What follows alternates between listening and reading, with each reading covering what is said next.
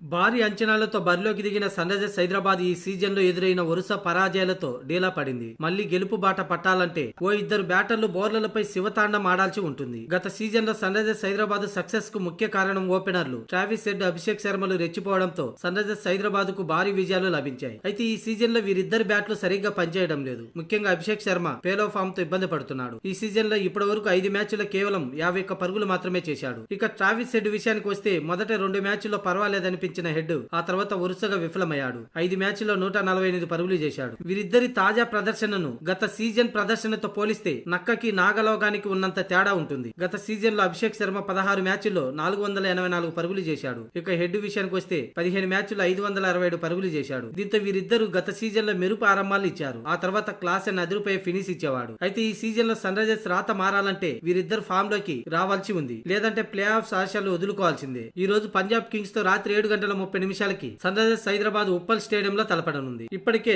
4 మ్యాచ్ల్లో 3 విజయాలతో పంజాబ్ కింగ్స్ జోరు మీద ఉంది. అలాంటిది ఫామ్ లో ఉన్న ఆ జట్టును ఓడించడం అంత ఆషామాషి కాదు. సన్ రైజర్స్ మాదిరి ఆ జట్టు నిండా బ్యాటర్లే. దీంతో బలమైన ఫామ్ లో ఉన్న పంజాబ్ కింగ్స్ ను బలంగా కనిపిస్తూ బలహీనంగా ఆడుతున్న ఎస్ఆర్హెచ్ ఎలా గెలుస్తుందో చూడాలి.